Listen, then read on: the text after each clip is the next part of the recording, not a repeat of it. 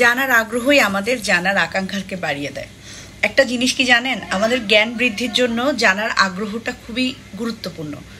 এবং আপনি যখন নতুন কোনো কিছু জানতে চাইবেন, আপনার যখন নিজেকে প্রশ্ন করবেন বিভিন্ন বিষয় নিয়ে এবং বিভিন্ন বিষয় সম্পর্কে আপনার জানার আগ্রহ থাকবে, আপনি বই পড়বেন। কারণ বইয়ের উপরে ব্রেনের আর কোনো এক্সারসাইজ নাই। আমরা নিজেদেরকে যতই হয়তো সার্টিফিকেটধারী বলে দাবি করি না কেন, আপনি যদি বই না পড়ি এবং এটা রেগুলারিটি মেনটেন করে পড়তে হবে। আজকে 2 দিন পড়লাম, 3 দিন বাদ দিলাম, তা হবে না। একটা বিষয় কি জানেন, যেটা বলছিলাম যে আমাদের জানার আগ্রহটাই আমাদের জ্ঞানকে বাড়িয়ে দেয়। আপনি যদি জানতে চান তাহলে আপনার জ্ঞান বাড়বে, আপনি যদি জানতে না চান কখনোই কোনো কিছুতে আপনার জ্ঞান বাড়বে না। কারণ জ্ঞানী মানুষকে কখনো জানার আগ্রহটা খুবই ইম্পর্ট্যান্ট। আপনি যখন বই পড়বেন, আপনি যখন একটা বুক শুনবেন, আপনার আগ্রহটাই আপনাকে আপনার জীবনের সফলতার দিকে প্রেরিত করবে। একজন ভাইয়া কালকে আমার একটা ভিডিওর নিচে কমেন্টস লিখেছেন যে আপু আপনার ভিডিওগুলো একঘেয়েমি হয়ে যাচ্ছে। আসলে ভাইয়া আমি গত 20 দিন ধরে আমি কিন্তু ঢাকার বাইরে আছি এবং আমি প্রত্যেকটা পোস্টে কিন্তু আমার লোকেশনটা আমি ট্র্যাক করে দিচ্ছি।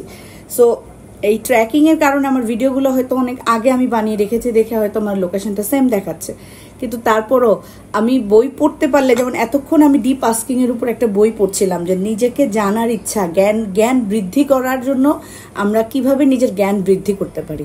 নিজেকে সবসময় আপডেট রাখার চেষ্টা করবেন, সবসময়, সব ক্ষেত্রে, সব কিছুতে। কারণ আপনি যতটা আপনার আপডেট ভার্সনটাকে আপনি যতটা মডিফাই করতে পারবেন, যেমন আমরা যত টেকনোলজি ইউজ করতেছি, আমরা ফোন ইউজ করতেছি, টিভি ইউজ করতেছি, ফ্রিজ ইউজ করতেছি, আমাদের প্রত্যেকটা টেকনোলজি কিন্তু একটা দিনে অনেক বেশি আপডেট হচ্ছে। তা আমরা অ্যাজ এ হিউম্যান হিসেবে আমরা যদি নিজেদেরকে আপডেট না করি, আমরা কিন্তু নিজেরা অনেক কিছু জানার আগ্রহ থেকে, জানার জায়গাটা থেকে দূরে সরে আসবো। আর যে মানুষ জানতে চায় না তাকে কখনো জানানো যায় না। জানার আগ্রহটা খুব জরুরি।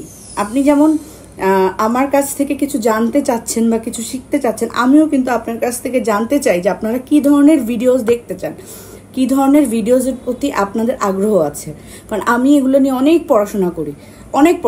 ডিপ আস্কিংয়ের এই বইটা আমি কালকে থেকে পড়ছিলাম। পড়ার পরে আমার কাছে মনে হলো যে এখান থেকে আমি যতটুকু শিখতে পেরেছি সেই জায়গাটুকু খালি আপনাদের কাছে শেয়ার করছি। আমি বলছি না পুরো বইটা, যদি আপনাদের জানতে ইচ্ছা করে আপনারা অবশ্যই এটা ডাউনলোড করে পড়ে আপনারা দেখতে পারেন বইটা।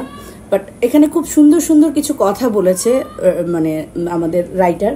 সেটা হচ্ছে আপনার জীবনের সফলতা আনতে হলে আপনাকে সবসময় ডিপ আস্কিংয়ের মধ্যে দিয়ে যেতে হবে। ডিপ আস্কিং কি? জানার আগ্রহ, জিজ্ঞাসা।